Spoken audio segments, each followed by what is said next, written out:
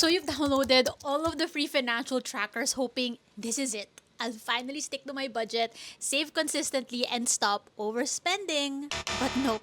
You eventually lose track and give up. And no judgment here because I've been a pashopaholic for most of my adult life. So let me tell you why that is and what you actually need to do first if you want to build a financial system that actually works.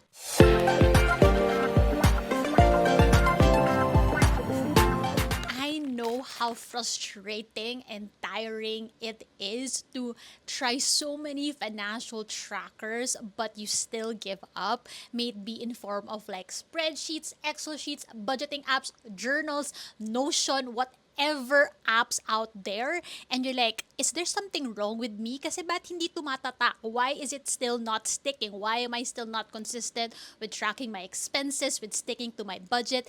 And I can tell you why. So the real reason why you give up, and get ready for this, is because I wish I knew this earlier. The real reason you give up stems from how you talk to yourself. Let me explain. Okay, because we think that, okay, this magical financial tracker will help us finally simplify everything, stick to our budget, make things easier for us with tracking and all of our budgets and everything. But no, if you want to be consistent with your money habits, it starts with how you talk to yourself. Because the reality is, you may download these financial trackers, but at the back of your head, you're still thinking, oh my gosh, it's so scary to list down my expenses. It's so scary to face how much I've spent last month. I feel so much shame with how much I spent last month that I don't even want to look at it. So you have these conversations, thoughts about yourself and how you manage your money that it prevents you from making these financial trackers work for you. Or maybe you're talking to yourself in a way like, oh, this is too complicated. This is too much work. This is too daunting. This is too mentally exhausting for me to do, so wag na lang. A big one for me when I started earning money as an adult was like, I feel so slow. I feel so stupid when it comes to numbers. And so when I see expenses on a spreadsheet, like I freeze up. And this is not only true from my experience, I've seen it with coaching over 100 clients already as a money mindset coach, wherein the biggest blocker is not so much as the spreadsheet or the financial tracker and how to use it, but it's more so the meaning that they attach to the number. The guilt and shame that they have about how much they spent or how little they've saved or how they haven't gotten enough knowledge about their finances yet or how they're supposed to interpret all of these numbers on a spreadsheet. Those are the things that block you from sticking to your budgets, from tracking your expenses on these trackers. And that's why I call them your money mindset blocks, because they literally block you, prevent you from taking consistent action. Because think about it, if at the back of your head you're thinking, this is too complicated, this is too daunting, this is too scary, this brings up so much guilt and shame from how I've spent or from my past money mistakes, if you keep thinking that way about yourself and money, you're not gonna do anything about it. So how I want you to see it is that all of these financial trackers are just tools. They're just tools. If hindi mo siya gamitin, wala siyang kwenta. Pag ginamit mo siya ng hindi tama, then wala pa rin siyang kwenta. It's kind of like, okay, imagine your credit card. Your credit card is also a tool. But then people have different mindsets around it. One person would say, ay, wag ka mag-credit card, magkakautang ka dyan. And so what happens, that person doesn't use a credit card, even though it's just a tool. But then there's another person like me who says, actually, credit cards help me track my expenses better. And so I use my credit card often, a lot, that actually allows me to manage my expenses better because my mindset is different from that other person. But the thing is, the tool is the same. We're referring to the same tool, which is the credit card. But what's different is that we have a different mindset. And so the mindset dictates the reality. The mindset dictates the action. That other person will not use a credit card because magkakautang daw siya doon, versus ako na actually credit cards help me manage my expenses better, and so I use it every day. That's the same way with financial trackers. Financial trackers are just tools, and how you use them depends on your mindset about it. So if your mindset is, this is too daunting, this is too complicated, I feel guilty, I feel so much shame, this is too mentally exhausting, you're not gonna do anything about it, or you're not gonna stick to it, and you eventually give up. Actually, what I've seen is that when you have these money mindset blocks, it leads you to either two directions. Either you become so avoidant of your finances that you give up, or the other side is you overcompensate that it becomes overly complicated that you eventually give up. The result is you still give up, whether you become an avoidant or you overcompensate. I've seen this with my clients who have avoidant tendencies wherein they know at the back of their head they're supposed to be paying off their credit card, but then because they're avoiding, they just allow the expenses to pile up in their credit card and let the interest take over, and then they have a bigger problem because they've been avoiding it. They've been trying to just sweep the problem under the rug. Or even though they have a budgeting app, even though they have a financial tracker, they eventually forget it altogether, or they just lose track because they don't want to face those mistakes. They don't want to face what went wrong. They don't want to face and confront what are the gaps in their finances, or what prevents them from saving consistently, what prevents them from saying no to boodles or saying no to things that are not serving them. This is what I mean, that all of these trackers are just tools. And if your mindset is the same around it, if your mindset is still not aligned with the tool, then it's just gonna be useless, right? The other direction that I see my clients get into is overcompensating. So may it be like, I'm gonna track my expenses every day, every single thing I'm gonna track, every single receipt I'm gonna keep, and I'm gonna log. I'm gonna make sure that I take hours on my weekends and put them in the budgeting app, put them in a journal. And what happens is they become so restricting, it becomes depriving, or sometimes they ask their partner to manage their expenses for them, they ask their mom to set aside their savings for them. They overcompensate with these different ways that end up feeling restricting, and it only leads them to feeling like I can trust myself with my own money. So in the end, whether you're an avoidant or whether you overcompensate, it leads to the same direction, wherein you're still left wondering, am I doing this right? Am I actually allocating my funds correctly? Am I distributing my income properly to my advantage? You're still left with a lot of question marks. This is why you give up on these free financial trackers, because in the end, you're still left wondering, I don't know if I'm actually doing it right. I don't know if it actually supports the lifestyle that I want. Bottom line is, any kind of financial tracker will not work unless you address these money mindset blocks first. So it starts with the mindset, then the budgeting tool will follow. It cannot be the other way around. We're in this budgeting tool will change my mindset. This financial tracker will change my mindset. No, it has to start with I need to change my mindset now around my relationship with money, around budgeting, around how I perceive money. And then it's going to be easier to create a financial system that actually supports my lifestyle, and it's not something that feels like a chore or something that I dread. It's something that frustrates me. Rather, it's something that empowers me to fund my major life milestones. If you want to reprogram your mindset around money, make sure you join my weekly email series, One Income Millionaire, wherein I share exclusive content every single week from my journey as a magastos girly to achieving my first million pesos. You'll also hear so many success stories from my clients who have been in your shoes, who struggled with saving consistently, who struggled with being magastos, with being a shopaholic, and all of that. And you'll see like, hey, it really starts with consuming the right kind of content, the right kind of tips that align with building the right mindset around money that will translate to building sustainable money habits and systems. So make sure you sign up through my email list down below, and I hope to see you in your inbox. So now that you're aware that your money mindset blocks are the reason why you give up on all kinds of financial trackers, now we go into the solution. How do you address those money mindset blocks? And it's so important that you treat the root, not the symptoms. It's so important you identify what is the symptom and what is the root, because that's going to make or break if you're going to go back to the same cycle of overspending, saving inconsistently. Okay, so for example, let's say a symptom could be like, maybe I just need to make sure I have enough time to track my expenses daily, and so I am going to set 30 minutes a day to track how much I spent that day. So maybe you're gonna be like, okay, at the end of the day, I'm going to sit down 8 to 8:30 p.m. to track my expenses that day. Seems reasonable, logical, but that's just treating the symptom.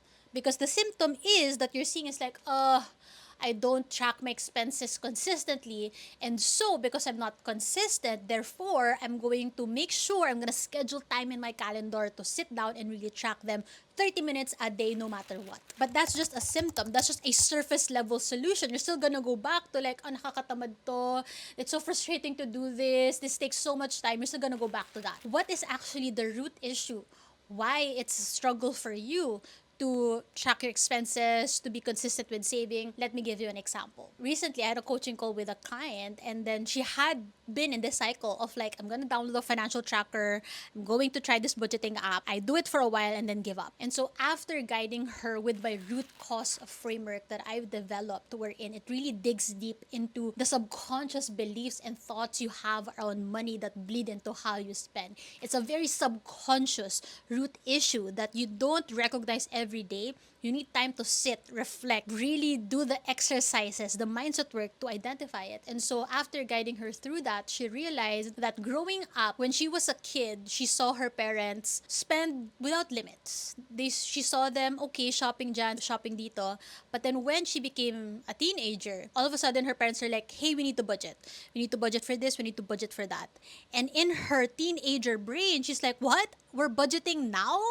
Now? So does it mean we're poor? Does it mean we're gonna get poor? Does it mean we're gonna get broke? All of a sudden we have limits? And so unconsciously, when she became an adult, she viewed budgeting as limiting. She saw budgeting as it makes me feel poor. And why would you wanna feel poor doing something? Of course, you'd rather shop, spend, buy stuff. That's what's gonna make you feel good. And so when we uncovered this, she was like, oh my gosh, this makes so much sense. Why I hate budgeting? Because this event from my childhood shaped how I viewed budgeting.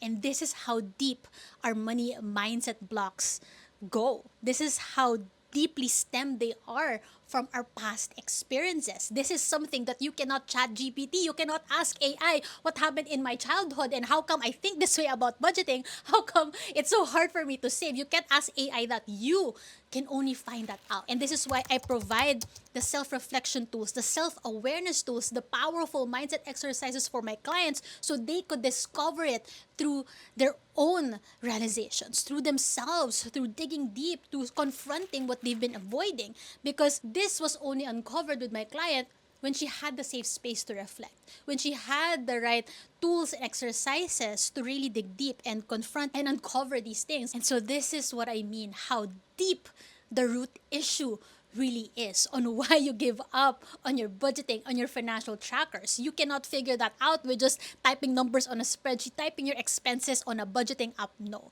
You need to have the right container, the right exercises, the right tools to reflect, to be aware of what are these subconscious conditioning that I've had around my beliefs around money that bleed into how I spend and manage my money as an adult today. So do you see the difference of the symptom? If you just treat the symptom, you're like, oh, I'm gonna set a time in my calendar, 30 minutes a day to track my expenses. Versus the root issue is actually budgeting makes me feel poor. Budgeting makes me feel limited because that's what I felt growing up. Do you see how deeply rooted it actually is? And that's what actually allows my clients to break the cycle of overspending, of saving inconsistently. This is what actually breaks the cycle. That's what I mean that all of these financial trackers are just tools. They're merely tools. If you have the wrong mindset around using them, they're not going to be used to your advantage. And so when I help my clients in addressing the root issue of their money mindset blocks, after that, they're able to confront their finances with more ease, with more honesty, with more compassion towards themselves, and eventually they get to actually apply the budgeting tools that I guide them with. They eventually build their own financial system that actually works. It's because their mindset is now different around budgeting. That reminds me, I want to shout out a client who dropped this comment in one of my posts where she shared that you truly healed my relationship with budgeting. That's the root issue. That's what happens when you treat the root issue, is that when you're able to heal your relationship around what makes budgeting hard, what makes budgeting complicated, what makes budgeting scary, that's what's gonna allow you to actually break the cycle and stick to the right budgets and track your expenses in a way that is not draining but actually empowering. And honestly, this is why I love my work as a money mindset coach, because it's not just numbers on a spreadsheet. It's not just telling you need to do step 1, 2, 3 and then you're healed and then your everything works. No, I want you to build that trust within yourself that you finally address the root issue that has stemmed all the way back from my subconscious conditioning from childhood. And now I know how to reframe it. I know how to address it. It's the most fulfilling thing when I hear from my clients that the answers have been within me all along. I just needed the right guidance. They thought that I just had to search the right words on Google or ask AI the right thing and I would figure out why it's so hard for me to manage my finances. But no, when they're able to build that confidence and trust in themselves that I've always had the solutions. I just needed the right structure, the right tools, the right guidance for me to uncover that. I think that's the best thing. That's the best relationship that you could have around money because it puts you in control. You don't become dependent on a financial tracker or a budgeting app to tell you what to do. In the same way, when my clients graduate from my program, I don't want them to be dependent on me. I want them to feel like I can finally manage my finances on my own with confidence. And that's what I've seen time and time again with my clients. If you also want to learn how my proven frameworks and systems can work for you in the same way it has worked for my clients, then comment down below training and I will send you the link to my free training on how you can build sustainable money habits and systems with the right mindset and guidance in place. I want to give another example of the difference between addressing the symptom versus the root. Let's say you've been struggling with overspending because you're impulsive, you're emotional spending, you're into retail therapy, and you're like, okay, this month, I will limit my budget to just 1,000. 1,000 lang, that's it. And this is what I've seen with my clients also. Like, I'm just gonna either low buy, no buy challenge. Okay, I'm going to put a limit to how much I shop every month. But you know what? That's just a symptom. You're just treating a symptom. Because eventually, you're like, oh my gosh, ba't ko ba pinapahirapan yung sarili ko?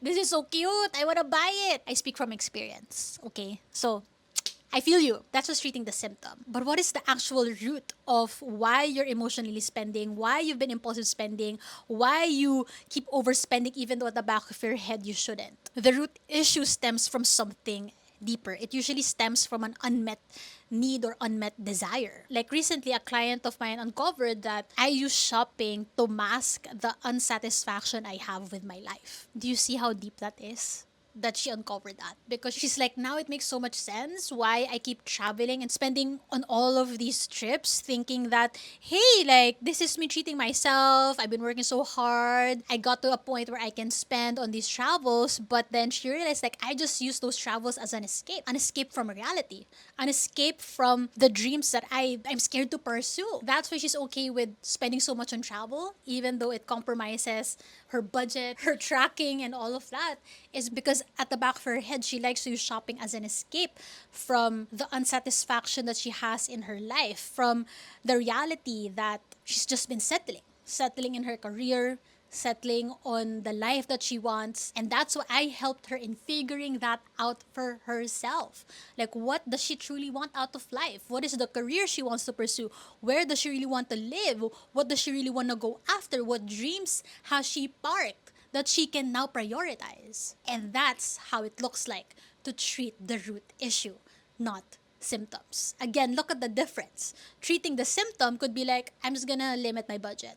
Versus treating the root is, I need to figure out what I want out of life, so I stop using shopping as a mask for how unsatisfied I actually am. So again, if you want to hear more stories and tips like this when it comes to addressing the root issue of your overspending, of your inconsistent habits around money, make sure you join my weekly email series, One Income Millionaire. Every week, you'll be the first to receive exclusive content from me in your inbox on my journey from being magastos, from being a shopaholic to achieving my first million pesos. And also, you'll hear so many inspiring stories of my clients who were also shopaholics, magastos, and now able to hit their savings goals. So make sure you sign up in my email series, and I hope to see you in your inbox. If you're curious on how I built my first million pesos from scratch, from zero, then make sure you check out this video next.